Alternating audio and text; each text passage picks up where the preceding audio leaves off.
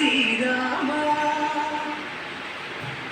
సీతా సమేత రామ శ్రీరామ రాతి నాటిగా చేసిన రామ రామ అంటూ దివ్యమైనటువంటి సంకీర్తనాన్ని ఇప్పటిదాకా మనం శ్రవణం చేశాం.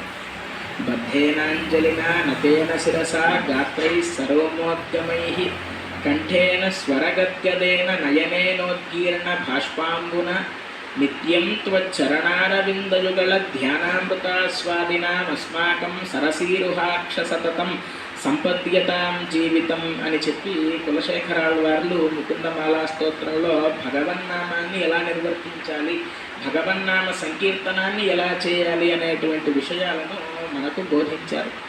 ఆ విధంగా తిరుపతి మహానగరంలో ఈనాడు అయోధ్య మహానగరంగా కనిపిస్తూ ఉన్నదా, రామ పట్టాభిషేకాన్ని జరుపుకోవడానికి శ్రీరామచంద్రుడు వనవాసాన్ని పూర్తి చేసి రావణ సంహారం చేసి సమస్త వానరులతో సమస్త మిత్రులతో కూడి అయోధ్య నగరానికి విచ్చేసినప్పుడు ఎలాగైతే అక్కడ ఉండేటువంటి ప్రజలంతా కూడా స్వామివారికి స్వాగతం పలికారో ఆ విధంగా స్వాగతం పలుకుతున్నారా ఈనాడు తిరుపతి మహానగర ప్రజలంతా కూడా అని అనిపించే విధంగా రాజాధిరాజు చక్రవర్తి ఈ లోకాలన్నిటినీ శాసించేటువంటి ప్రభువైనటువంటి శ్రీరామచంద్రుడు అలా కదలి వస్తూ ఉంటే ఆ చిత్రం చూడడానికి మనకు ఇలా కనిపిస్తూ ఉన్నదా ఈనాడు శ్రీ వెంకటేశ్వర భక్తి ప్రసార మాధ్యమం ద్వారా అని మనకు అనిపిస్తూ ఉన్నది.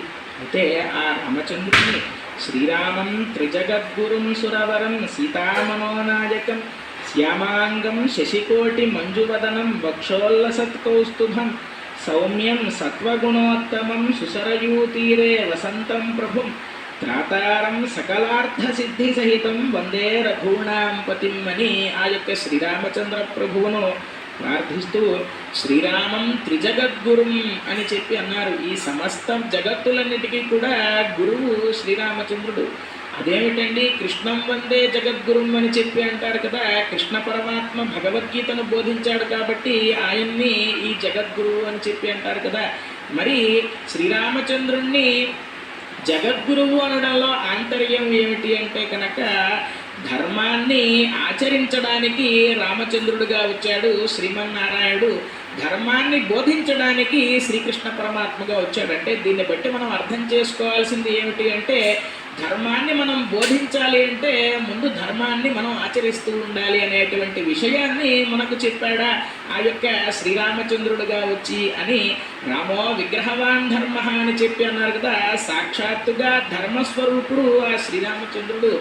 ఎవరితో ఎలా ప్రవర్తించాలి, తల్లిదండ్రులతో ఎలా ఉండాలి, గురువులతో ఎలా ఉండాలి, రాక్షసులు వస్తే వారిని ఎలా సంహరించాలి అనేటువంటి విషయాలను ఆలోచించి ముందుగా అంటే ఆవేశపూరితంగా మన దగ్గర అస్త్రాలు ఉన్నాయి కదా అని ప్రయోగం చేయకుండా ఆ రాక్షసుల్ని సైతం క్షమించగలిగేటువంటి గుణం కలిగి ఇంకా నిగ్రహించలేకపోతే ఆ రాక్షసుల యొక్క చర్యలు మితిమీరిపోతే ఆ రాక్షసులను సంహరించాడే తప్పితే ఎల్లప్పుడూ కూడా ధర్మాత్ముడై ధర్మాన్ని తప్పకుండా పితృవాక్య పరిపాలకుడై నిత్య నిరంతరము కూడా ఆయన యొక్క జీవనాన్ని మనకు